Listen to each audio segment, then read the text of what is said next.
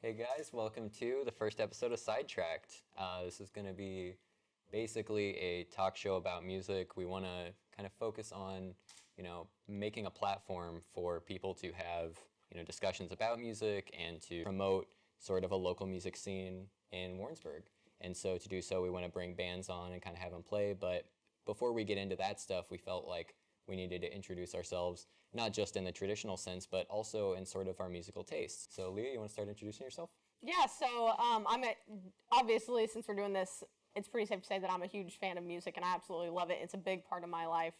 I think that it's pretty safe to say that my life kind of revolves around it, no matter whether I'm driving, cooking, cleaning, sometimes even in class. I'm listening to music all the time. I can take it back to a specific point when I was a kid, when my dad was telling me about how he was a bouncer for concerts back in the day, and I just remember him telling me all these crazy stories, and I remember thinking, I'm gonna be one of those people that does crazy stuff at concerts, and I think that was a big trigger for me. I listen to a lot of newer alternative stuff. I like a lot of old metal, Megadeth, Iron Maiden, Metallica. That's kind of my stuff. Huge Led Zeppelin fan, and my secret love is old country. I don't tell too many people that. But yeah, music's more than just noise coming out of boxes for me. I feel like I'm a character in a movie sometimes, and the music I listen to is kind of my soundtrack. Dude, so. that's dope.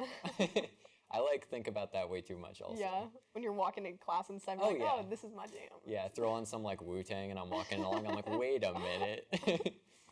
So for me, I listen to, I guess more, I listen to a more indie sort of hipster noise rock stuff more so than sort of the classic rock and metal stuff that Leah listens to. And I also listen to a lot of hip hop. I'm very entrenched in my hip hop opinions. And I think for me, music kind of comes back to my siblings are all a lot older than me, but I remember I was in 6th grade, and my brother gave me a Motion City soundtrack CD and was like, hey, listen to this. And I was like, okay, and I did, and then I think I listened to that, it must have been 150, 200 times during my 6th grade year, and I don't know, I feel like from there I started to delve into music, because before that it was just whatever my parents had on, or whatever my siblings had on. Which can be dangerous sometimes. Yeah, it can be real bad, yeah. But yeah, I'm definitely, I think that's a really important moment, and then there's a few other times where I remember the first time I heard the Mountain Goats was this huge thing for me, that completely changed me. And I don't know, I think it's really important to recognize these songs that do have an impact on you, because it's like any other, you watch a movie, you come out of it, you're changed somehow. It might be microscopic, but everything has an impact on you. So I guess that's kind of where I'm at. So now that we've got our introductions out of the way, we're going to cut to a quick commercial break. All right, guys, welcome back to SideTracked. Now we're going to move into not necessarily the critics or the popular choice of what the best albums are, but individually, for me and Leah, what we think the top 5 albums, respectively, of 2016 were. So we're going to start with mine. My number 5 record is Stage 4 by Touche Amore. And these guys are, I'm horrible with my random genres. I think post-hardcore is the name of their genre. Screamo, probably would most people recognize it as. And this is not a genre that I normally listen to, really, but this record is just so raw and emotional, and it's basically a concept album dealing with the singer's, his mother's passing of cancer, and so sort of the struggle of her dealing with that and dealing with the treatments and stuff in life, and then ultimately her death and dealing with that. So it's a very emotional record, very sad, very raw. Honestly, my only complaint is, as somebody who likes really noisy lo-fi stuff, I wish they had actually just amped this up and made it just a little bit more raw and hard to deal with, because I mean, that's what cancer is, So Leah, you listened to the album. Yeah, I liked it. This is actually kind of the stuff that my little brother and my older brother and stuff listen to. My family kind of jams to this kind of stuff, so I was definitely into this album. Don't have too many critical comments Yeah. about it. But Oh, I do want to circle back around to, so I've got my top tracks listed here. The second track on the album, New Halloween, and I believe Rapture's the third. The album's just, it starts off, so the first song, I just love the songwriting all over. I was just about to say I love the writing in the first song, and then I realized, no, I just love the writing all over it. It's all beautiful. well, there's like a good meaning behind it also. Yeah, I mean, Makes it yeah. not easier, but makes it deeper. Yeah.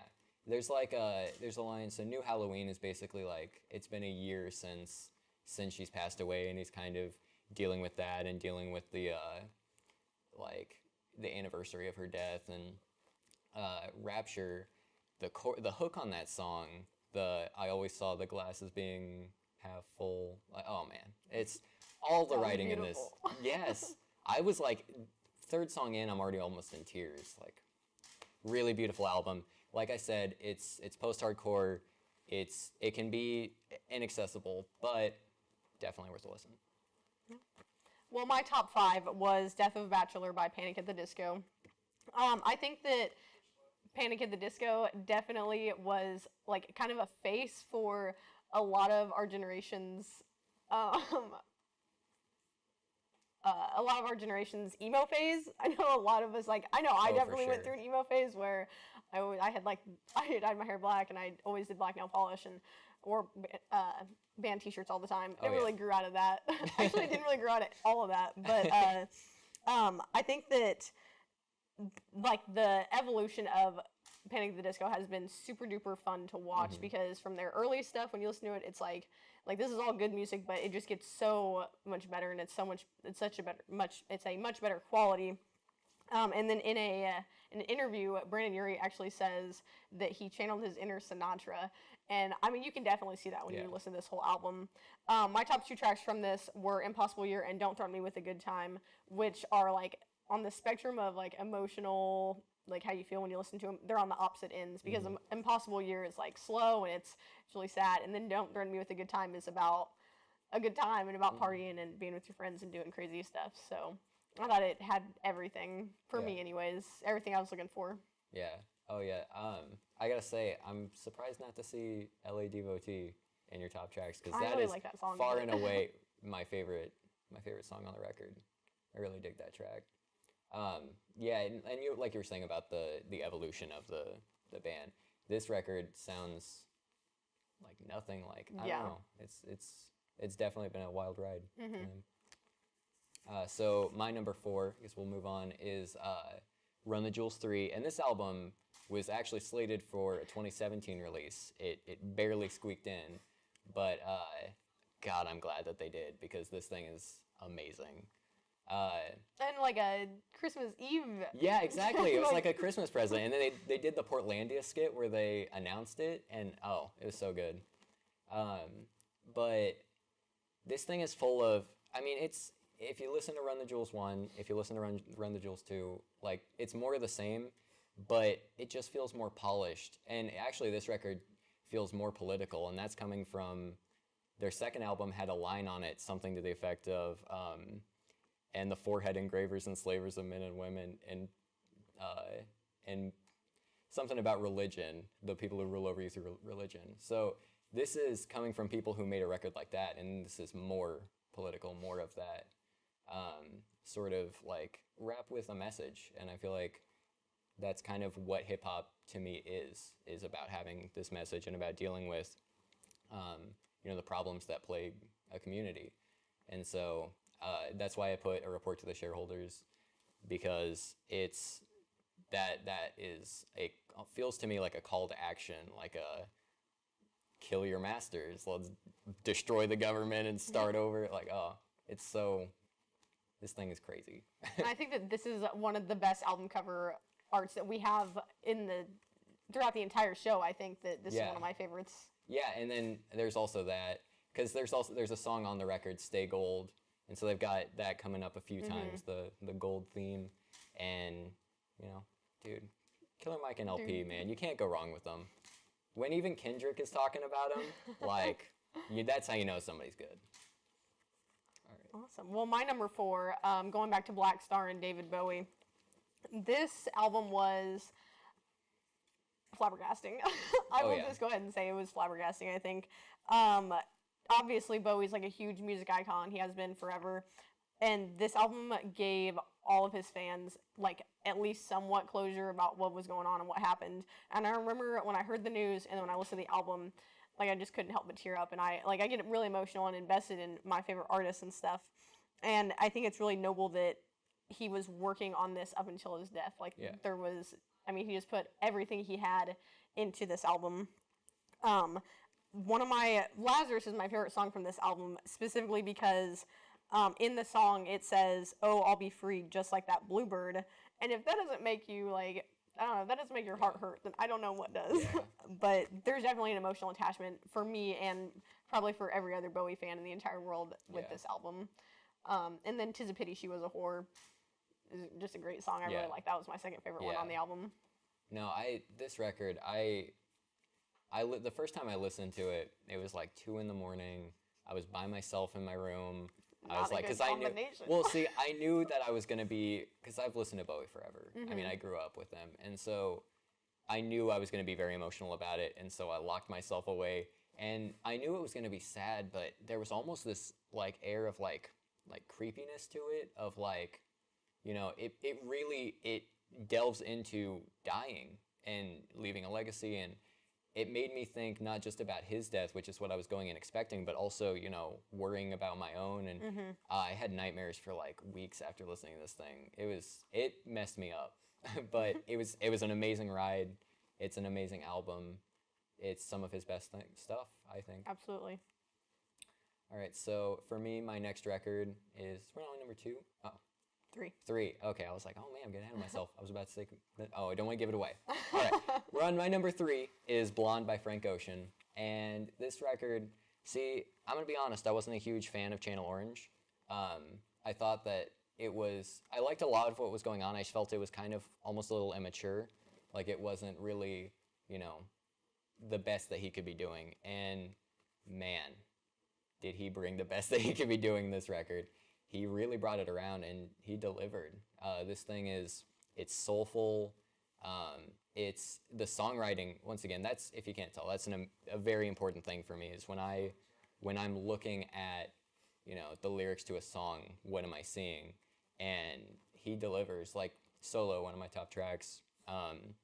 There's a bull and a matador dueling in the sky. In hell there's heaven. Like that hook is fantastic. And then all of Nike's, like the reference to Othello. Oh, okay. I could gush on this record forever, but it's instrumentally it's great. It's got that soul sound, and the writing is just fantastic. Absolutely. Very mature record. My number 3 album was Walls by Kings of Leon. It's funny now when I look back at it, because when I first heard Kings of Leon, and I think I was in middle school whenever I first heard some of their stuff, and I did not like it. I was like, this sounds weird, I'm not a fan.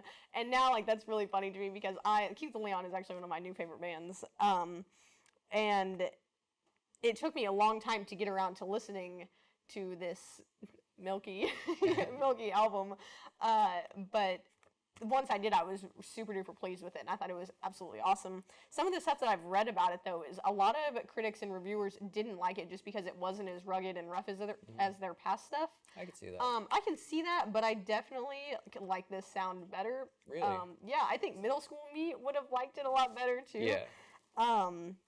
But this album really made me want to see them in concert, because I mean, concert tickets are expensive, and you can only go see so many bands, and I think it's really important whenever they release an album like this, and it makes people want to go see them, because that's really where their money is anyways. But my definite top 2 tracks were Around the World and Walls. Around the World is super duper cool, because I like to travel, and I think, like, every time I listen, I'm like, oh yeah, I'm traveling around the world. But yeah. I've got to say, before we move on to mine, I really like the song Reverend. I think that's my favorite a good song. On the record. They're all good. Yeah. I mean, I definitely enjoyed the whole thing, but that second song. So my number 2, moving right along, is Teens of Denial by Car Seat Headrest. And this is a band that, once again, like I said with Frank Ocean, you know, I wasn't, you know, all that impressed with their record before. The few things I'd heard from it, it felt like they kind of dragged on, like they weren't operating on all their cylinders, I guess. But man, you can ask Leah. We've talked about this record ad nauseum, but it's got that lo-fi sound that I love. It's youthful. It's rebellious. It deals with a lot of like issues that I think are especially like prevalent to our age group, like the song "Destroyed by Hippie Powers" and then the song on the record that follows it, "Drugs with Friends." They remind me of "Swimming Pools" by Kendrick Lamar, where they sound like they're an anthem, like endorsing drug use or drinking, but in reality, they're kind of talking about how people feel pressured to do so in this age group and because of the scene they're in. And so I just think there's another example of amazing songwriting. He's an English major, you can tell. Yeah, definitely. The whole thing's amazing. So that's my number 2. Leah, you ready to? Yeah. My number 2 was actually almost my number 1. It's Cleopatra by the Lumineers, and it I had been waiting for so long. I mean, not really that long, I guess, but I'd been waiting for a long time to hear their comeback album, and I think that they did a great job of sticking to what they were good at. Like we said that with Panic at the Disco, they really evolved over time, and Cleopatra definitely did not show that with the Lumineers. They kind of stuck with what they were good at. They, I don't know, I didn't see too much of a change, but I liked it. They know it works. They stuck with it, and I think that's great. Every time I listen to any of the Lumineers songs, no matter which album, there is. I feel like there's like a feel where I'm sitting in an old bar drinking like a craft beer, and I think that's one of the coolest things ever. My top 2 tracks were Angela and Where the Skies Are Blue, and both those songs are songs I can just listen to over and over again. I really like it a lot. And like we talked about before, you didn't even put White Lie on there, which I know. it's my favorite song on the record, but it's Number fine.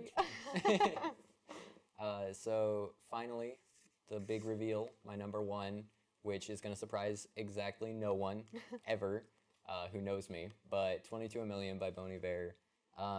We keep talking about the evolution of an artist, and I think that Bon Iver, more so than most other artists, like it's Justin Vernon, each of his records feel vastly different from each other. They have this sort of difference in theme. They're not quite concept albums, but they have a location or a theme or an idea in mind, and they run with it. And this one, the idea that it runs with almost feels like not having an idea.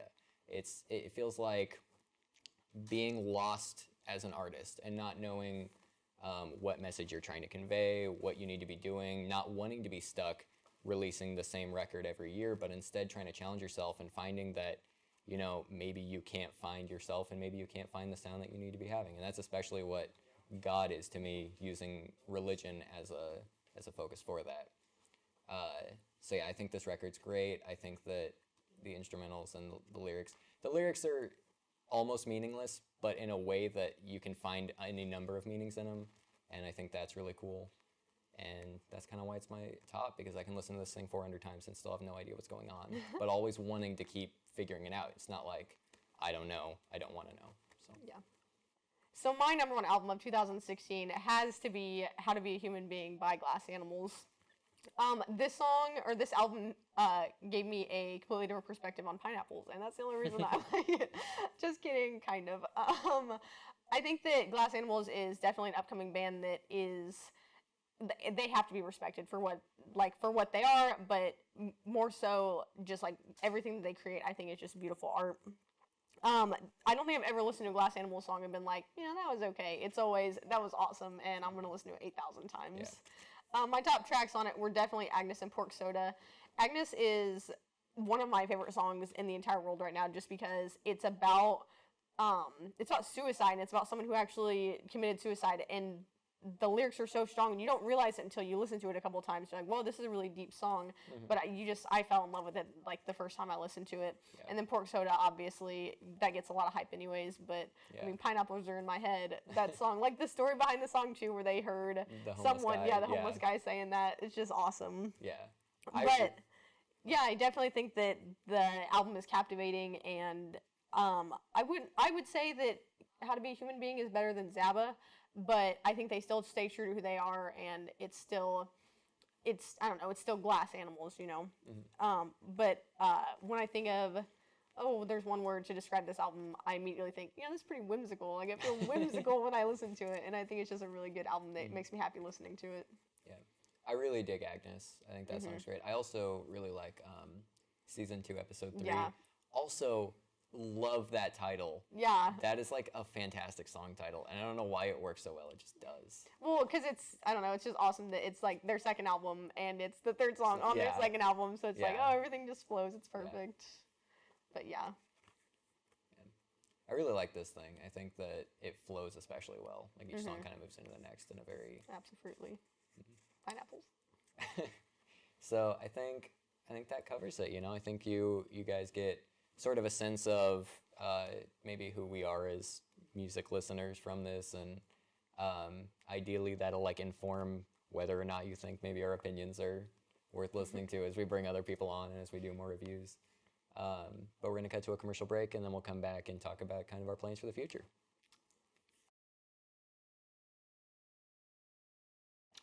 All right, guys, welcome back. So we're going to talk now about kind of what you can expect moving forward. So this week we talked about a bunch of albums. Our ideal, though, is to kind of focus on one album and pick one thing to kind of really dissect and break into as much as we want to and not go over time. So that's what to expect next week. We're also going to be bringing local musicians on, and for our first performance, we're going to have our friends in the band Eggs on Mars come in. We're going to talk to them, interview them, figure out how they got started, what their goals are, what their influences are, and then ultimately have them, you know, play a set for us. Yep. So don't forget to follow us on Spotify, where we're going to put all of our top tracks from our albums onto a playlist. Each week we'll do this. And then we just like to give a special thanks out to Shannon Johnson and, of course, the UCM Communication Department for letting us do this and for helping us out so much with everything. Oh, of course. Not have done it without you guys.